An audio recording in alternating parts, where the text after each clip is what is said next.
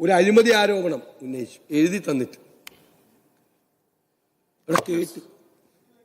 അതായത് കേരയിൽ വന്നിരുന്നെങ്കിൽ, കേരളത്തിലെ ഇവിടെ കേരയിൽ വന്നിരുന്നെങ്കിൽ കേരളത്തിലെ IT രംഗം ഭയങ്കരമായിട്ട് കുതിച്ചു വരുമായിരുന്നു. അതോടുകൂടി ഹൈദരാബാദിലെയും ബാംഗ്ലൂരിലെയും IT ബിസിനസ് മുഴുവൻ തകർന്ന് തരിപ്പണമായി പോകുമായിരുന്നു.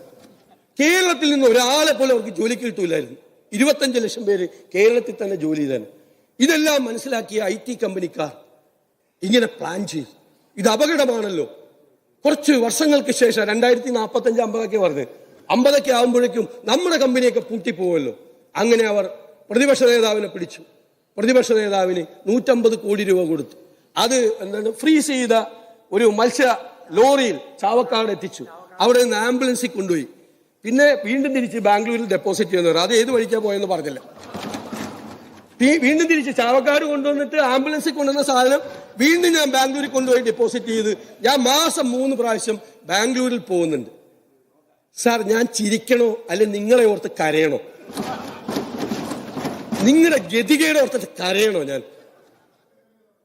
ഞാൻ ഈ പറഞ്ഞ ആളെ കുറിച്ച് ഞാൻ ഒന്നും പറയുന്നില്ല, കാരണം ഞാൻ ഇതിൽ കൂടുതലൊന്നും എക്സ്പെക്ട് ചെയ്യുന്നില്ല. പക്ഷേ അങ്ങ് ഈ സഭാ നേതാവല്ലേ, CPM-ന്റെ പാർട്ടിയുടെ ലീഡറല്ലേ, നിങ്ങൾ ഇത് കണ്ടിട്ട് ഇത് നിയമസഭയിൽ അനുവദിക്കാൻ നിങ്ങൾ അനുവാദം കൊടുത്തതിനെ കുറിച്ചാണ് എനിക്ക് സങ്കടം. I feel sympathy to U.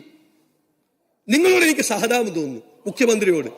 അങ്ങേ പോലെ ഒരാൾ ഇത് വായിച്ചിട്ട്, അല്ല നിങ്ങളുടെ ഏതെങ്കിലും മന്ത്രിമാരെ കുറിച്ച് ഇവിടെ നിന്ന് ഒരാൾ വന്ന് ഇതുപോലെ തന്ന കീറി കൊട്ടയിലിടും ഞങ്ങൾ. അങ്ങനെയൊന്നും ഞങ്ങൾ ചെയ്യും. നിങ്ങൾ ഇത് ഈ നിയമസഭയിലാവുന്നത് നിങ്ങളിങ്ങനെ പരിഹാസപാത്രമാണോ? സാർ, അത് റെക്കോർഡിൽ കിടക്കട്ടെ, റെക്കോർഡിലൊന്നും മാറ്റണ്ട, അത് കിടക്കട്ടെ. പക്ഷെ ഒരു കാര്യമുണ്ട്, എഴുതി തരാത്ത അഖിലേന്ത്യാ കോൺഗ്രസ് കമ്മിറ്റിയുടെ ജനറൽ സെക്രട്ടറി KC വേണുഗോപാലിനെ കുറിച്ച് ഒരു ആരോപണം ഉന്നയിച്ചു. KC വേണുഗോപാലിനെ കുറിച്ച് എഴുതി തരാതെ പുറത്തുള്ള ഒരാളാണ്. ഉന്നയിക്കാമോ? അത് നീക്കം ചെയ്യണം, ഞാൻ അഭ്യർത്ഥിക്കുകയാണ്. എന്റെ അവിടെ കിടക്കട്ടെ.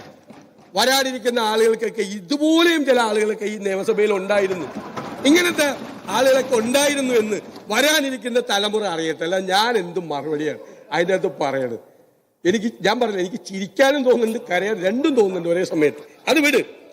പിന്നെ ഞാൻ പറഞ്ഞത്, ഞാൻ വല്ല മുഖ്യമന്ത്രിയെ കുറിച്ച് ആരോപണം ഉന്നയിക്കുമെന്ന് ഓർത്തിട്ടാണ് ഇതിങ്ങനെ പറയിപ്പിച്ചത്. ഞങ്ങളിവിടെ നിയമസഭയിൽ എഴുതി കൊടുത്ത ആരോപണം ഉന്നയിച്ചിട്ടുണ്ട്. അപ്പൊ അവസാനം മാസപ്പടി വിവാദത്തെക്കുറിച്ച് സിമാറ്റിക് കൊള്ളനാടൻ ഇവിടെ ആരോപണം ഉന്നയിച്ചപ്പോൾ മുഖ്യമന്ത്രിയുടെ മറുപടി പറഞ്ഞു. ഞങ്ങൾ കേട്ടിരുന്നല്ലോ. മുഖ്യമന്ത്രി പറഞ്ഞു അവർ എക്സാലോജി കമ്പനിക്ക് ഒരു അവസരവും കൊടുത്തില്ല, ഒരു ചാൻസ്, നാച്ചുറൽ ജസ്റ്റിസ് അവർക്ക് കൊടുത്തില്ല, സ്വാഭാവിക നീതി കമ്പനിക്ക് കൊടുത്തില്ല എന്ന് പറഞ്ഞു. ഇപ്പോൾ അത് ഇൻട്രീം ബോർഡായിരുന്നു. ഇപ്പോൾ വന്നിരിക്കുന്ന രജിസ്ട്രാർ ഓഫ് കമ്പനീസിന്റെ ആണ്. അവർ പറഞ്ഞിരിക്കുന്നത് എന്താ? അവർ പറഞ്ഞിരിക്കുന്ന എല്ലാ അവസരവും കൊടുത്ത് ഒരു രേഖയെ ഹാജരാക്കിയില്ല. ഈ എഗ്രിമെന്റ്, ആലുവയിലെ കമ്പനിയായിട്ടുള്ള എഗ്രിമെന്റ് ഹാജരാക്കിയില്ല. അവരുമായിട്ടുള്ള ഒരു കറസ്പോണ്ടൻസും, ഒരു മിനിറ്റ് കൊണ്ട് തീർക്കും, അവരുമായിട്ടുള്ള കറസ്പോണ്ടൻസ് ഹാജരാക്കിയില്ല. അവിടെ ജോലി ചെയ്തതിന്റെ ഒരു രേഖയും അവർ ഹാജരാക്കിയില്ല. അവർ തെറ്റിദ്ധരിപ്പിച്ചു. അതുകൊണ്ട് കമ്പനി ആക്ടിലെ 447, 448 വകുപ്പുകൾ പ്രകാരം കേസെടുക്കണം. ആ വകുപ്പ് 188 പ്രകാരം കേസെടുക്കണമെന്ന് പറഞ്ഞു. അപ്പൊ മുഖ്യമന്ത്രി നിയമസഭയിൽ പറഞ്ഞത് ശരിയായിരുന്നില്ല, അവാസ്തവമായിരുന്നു. പച്ചക്കള്ളമൊന്നും ഞാൻ പറയല്ല, അവാസ്തവമായിരുന്നു. ഈ അവസരം കൊടുത്തിട്ടും അവർ ഒരു രേഖയും ഹാജരാക്കിയില്ല. അപ്പൊ അത് ലീഗൽ ട്രാൻസാക്ഷൻ ആയിരുന്നില്ല അവരുടെ അക്കൗണ്ടിലേക്ക് വന്നത്. കമ്പനിയുടെ അക്കൗണ്ടിലും അവരുടെ അക്കൗണ്ടിലേക്ക് വന്നത് ലീഗൽ ട്രാൻസാക്ഷൻ ആയിരുന്നില്ല. അത് പ്രിവെൻഷൻ ഓഫ് മണി ലോണ്ടറിംഗ് ആക്ടിന്റെ പരിധിയിൽ വരും. കള്ളപ്പണം വെളുപ്പിച്ച നടപടിയാണ് എന്നാണ് ഫൈൻഡിങ്. 2 സ്റ്റാറ്റ്യൂട്ടറി ബോഡിയുടെ ഫൈൻഡിംഗ് ആണ്.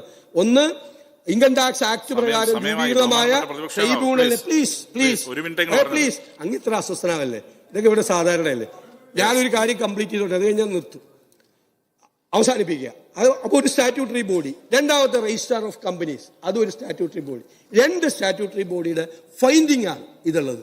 അപ്പൊ അങ്ങ് പറഞ്ഞത് മുഴുവൻ അങ്ങ് ഈ സഭയെ തെറ്റിദ്ധരിപ്പിക്കുകയായിരുന്നു. ഒന്നും അവരുടെ കയ്യിലുണ്ടായിരുന്നില്ല. അതാണ് ഞങ്ങൾ ആരോപണം ഉന്നയിച്ചു.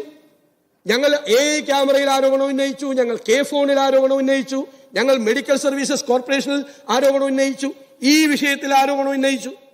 ഇത് ഞങ്ങൾ കോടതിയിൽ പോയിട്ടുണ്ട്, ക്യാമറയിൽ പോയിട്ടുണ്ട്, ഫോണിൽ പോയിട്ടുണ്ട്, ലോകായുക്തിൽ മെഡിക്കൽ സർവീസസ് കോർപ്പറേഷനിൽ അഴിമതിയെക്കുറിച്ച് പോയിട്ടുണ്ട്.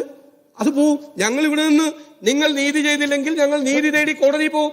അത് സ്വാഭാവികമായ കാര്യമാണ്. അപ്പൊ അതുകൊണ്ട് ഞാൻ ദീർഘിപ്പിക്കുന്നില്ല സർ. ഈ ഭരണം എന്ന് പറയുന്നത് ഈ നയപ്രഖ്യാപന പ്രസംഗം പോലെ തന്നെയാണ്.